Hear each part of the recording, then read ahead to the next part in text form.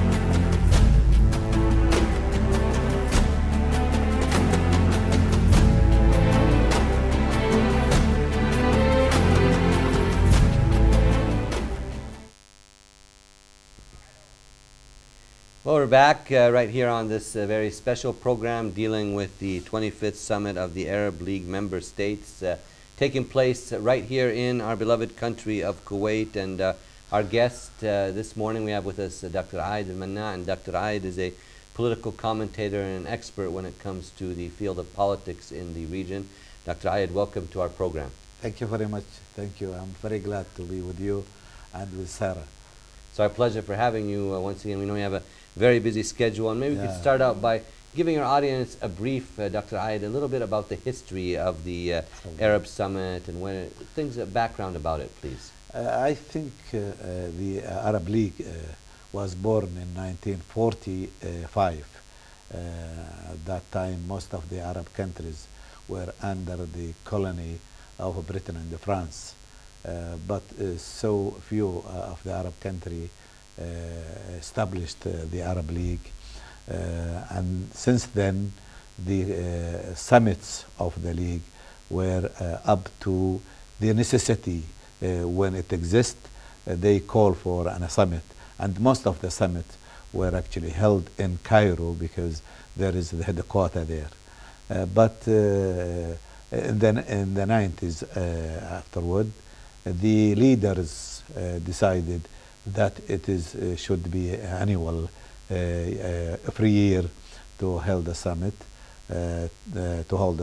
in any country, invited the leaders to discuss all the issues concerning the Arab world.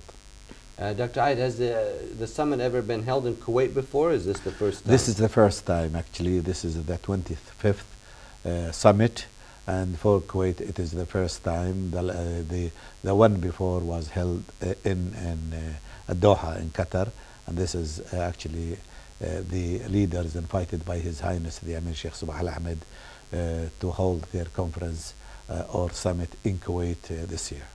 Now, there are a few things that are different this year. Can you tell us what makes this particular session different to the others, or maybe the new things that are being introduced this year? Actually, we cannot say there are new things, but we can say the events are new.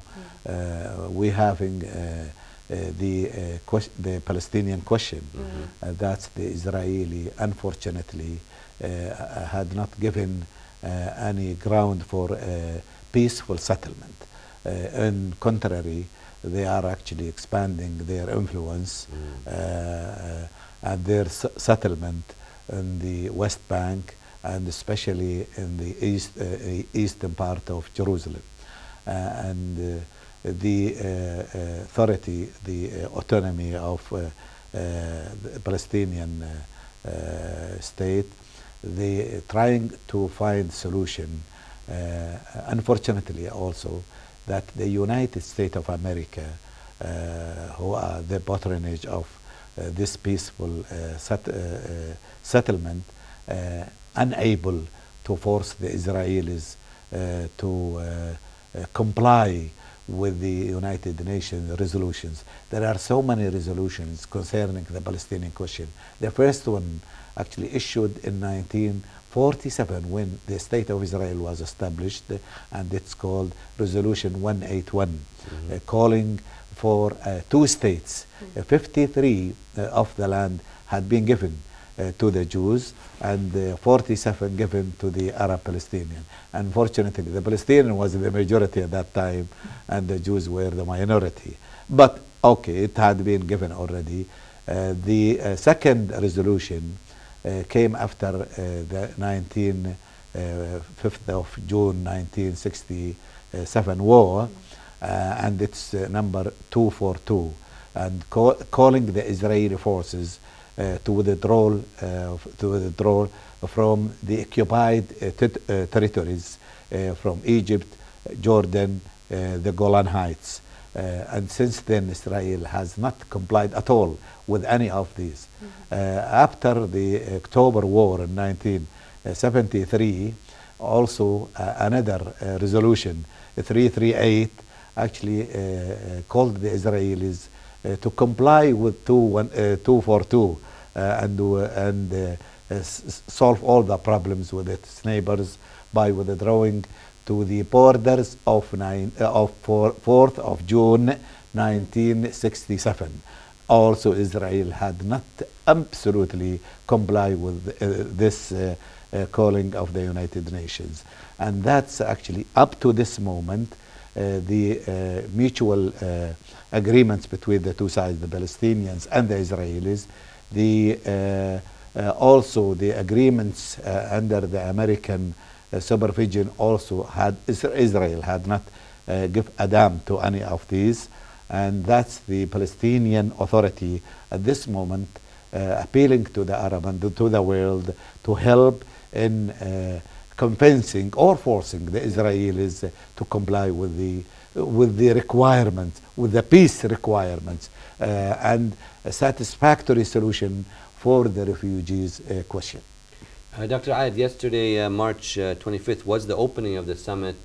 You touched on the Palestinian issue. What were some of the other major issues that are on the table during this summit? Yes, that's the Syrian crisis, actually. We know that there is a bloody hell war in Syria since 3 years ago, and the summit actually discussed this crisis deeply by most of the Arab leaders' speeches who talked about this question. Most of the Arab leaders and the Arab countries, to a great extent, supportive to the Syrian revolution or uprisal. But at the same time, the regime is still fighting, and the opposition, political opposition, is no longer stronger as it was a year ago. Unfortunately, also, that the extremists actually come to the war, and it seemed to that they disturb the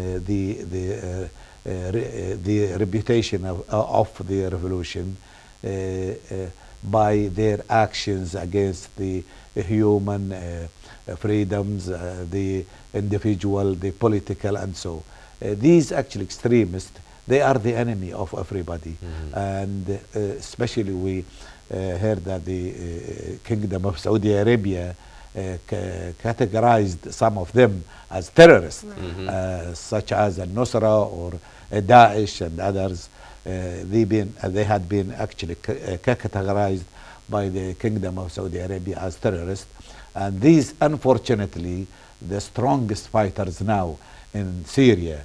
Also, there is the Free Army, the Syrian Free Army, but it's not as strong as these two terrorist groups as being actually named by the Kingdom of Saudi Arabia. Most of the countries actually worrying that these extremists might extend the life of the war. But we hope that the Arab actually give their support for a political solution, not actually a military solution. We want a political solution that bring together the political regime and the opposition, and especially the rational opposition, to solve the problem by transferring Syria from a dictatorship to a real democratic state under supervision of the United Nations and the Arab League, supervising this kind of transformation to a democratic state. Other also items being discussed. Yes. Definitely the Libyan question. Now Libya actually is being going apart actually. We have militia governing this large country. The central government unable even to extend its power to the borders of Libya. We have also the problem of Yemen, still actually this country suffering from this interfighting within it, so many sections within Yemen itself. The Houthis, the Salafists, the old regime, the new regime, the south, the north, they all actually fighting each other, unfortunately. And we cannot forget and ignore the existence of Al-Qaeda, which is now exists, especially in the southern part, which was a socialist country a long time ago. And that's also must be discussed. Others actually, other items probably touch some of the problem, like Somalia, Djibouti. Djibouti has a problem with Eritrea. I think there will be a discussion about the economic and social development, and that's for me actually it's more important than the politics, because on this side we can agree, on the political side we can disagree. I know there was a lot of issues discussed, even like desertification, things like that. But one of the important issues as well that was on the agenda is the amendments to the, or the proposed amendments to the structure of the Arab League and its charter. Can you talk a little bit about this and what this entails, and basically what this will lead the Arab League to become? Well, the Arab League, you know, that's the vote by all the members. If anyone actually oppose, there will be no resolution. And since, remember when the Iraqi forces occupied Kuwait, we actually confronted with this problem. That's anyone who opposed, there will be no resolution. And the Arab leaders, since that time, they were thinking how to amend the Arab League legal issue. Also, that's the Arab world want to give the Arab League a kind of force by, like the United Nations, for instance.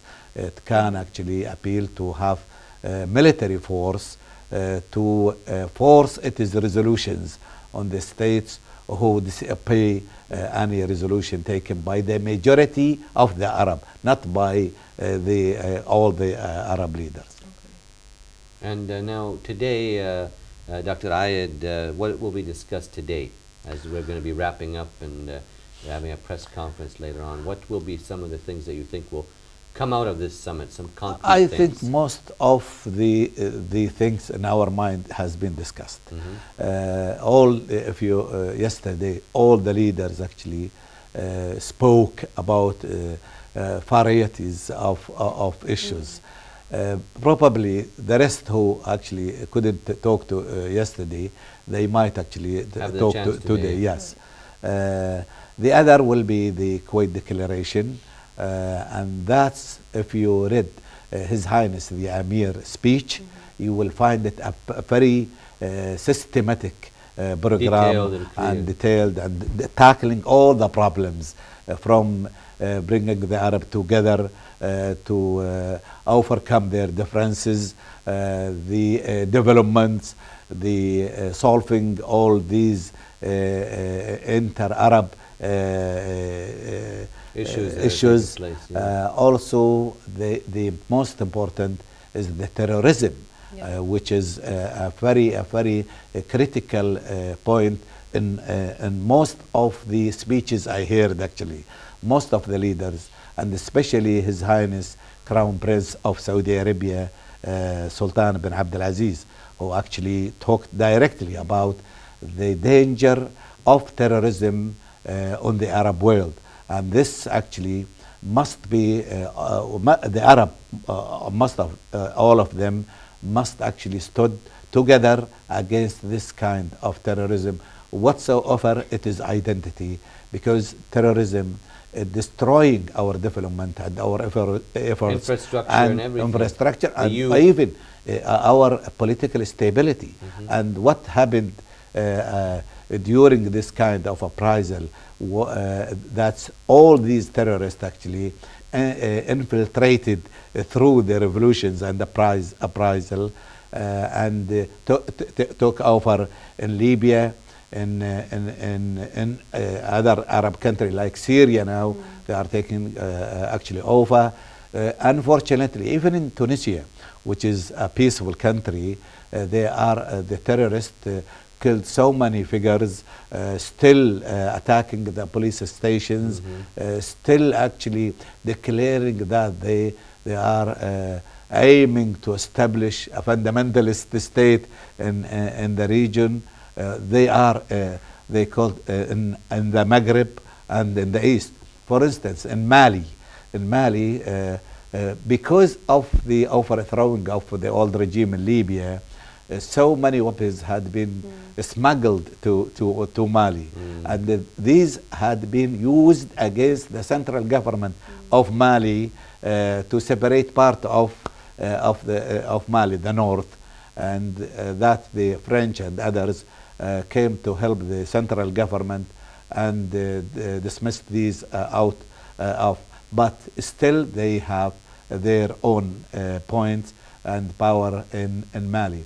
These terrorists, although they think of establishing fundamental state, they also disagree with each other, and they will be fighting each other. In Syria, for instance, that's the problem. This delicate, and they are from the same sect. Yes. Also, for instance, you have in Syria Daesh, which called the Islamic State of Iraq and Levant. Okay, this Daesh against the Nusra, which is also fundamentalist, belong to Al-Qaeda. Both belong to Al-Qaeda. The Al-Qaeda is their mother, but actually they are fighting sisters, fighting each other also. And that's, we have to be very careful and observative against this kind of terrorist groups. So you think, based on the speech of His Highness the Amir and the current situations in the region, that the theme or the title of the conference, Solidarity for a Better Future, is fitting? Yes, that's right. Actually, His Highness the Amir, from the beginning, called for this kind of Arab solidarity. And we have to remember that Sheikh Sabah Al-Ahmad, a very long-standing foreign minister for 40 years, and he is expert in the Arab field, especially in the Arab field and others, but in the Arab field, he is really specialist, and he also a problem-solving most of the times, going around the Arab world to solve the problems, differences, fighting from Yemen in the south to the Morocco in the north and west. And that's been, he knows everything and all of the details. And we need also to concentrate, as His Highness the Amir called, on the economic development and the unemployment, and that's to solve what especially the young generation need, to help them to find their way for better life, not going to this kind of attracted by the terrorist and going to destroy their life and their family life.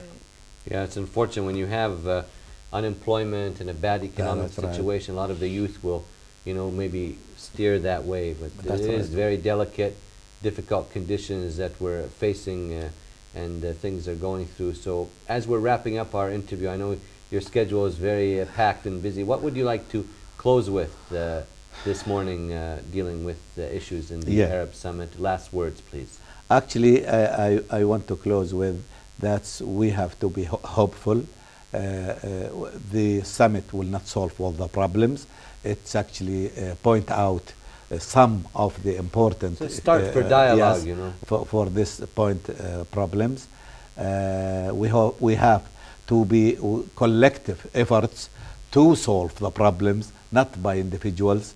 I hope also that the flag or the seat of Syria not to occupy all our attentions and not to concentrate on the other questions which more important, especially solving the Syrian problem, and especially also the refugees, the Syrian refugees, who really suffer, whether they are within Syria itself or out of Syria.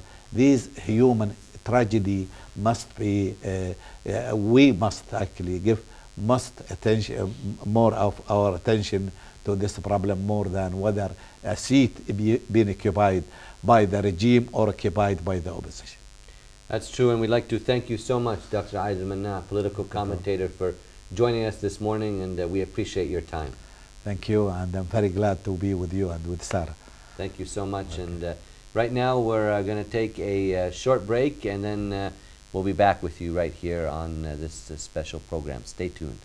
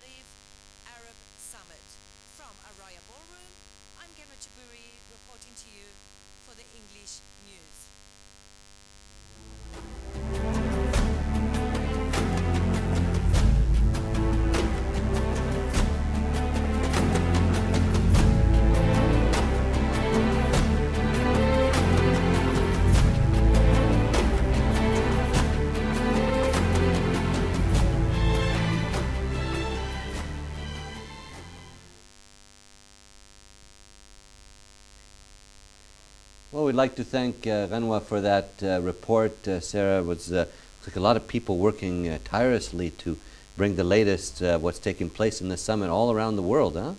Yeah, definitely. And this is, I mean, considering we just work in the Ministry of Information, how many employees are working, let alone all the other different sectors of the Kuwaiti government and as well from abroad. Worldwide, yeah. Well, yeah, they've put a lot of effort into this summit to ensure it's successful and efficient, and I think they've done a very good job. they have. They've done an excellent job, and they'll be wrapping up soon, and they'll be following the news later on in the evening, tomorrow's newspapers, to find out more what took place. And Sarah, with that, we pretty much come to the end of this very special episode this morning, dealing with the 25th Summit of the Arab League member states. And we hope you enjoyed our interview and some of the information about the summit. Make sure to enjoy the rest of your viewing right now on KTV2, the family channel, and we'll see you on other occasions and other events. Have a very nice morning.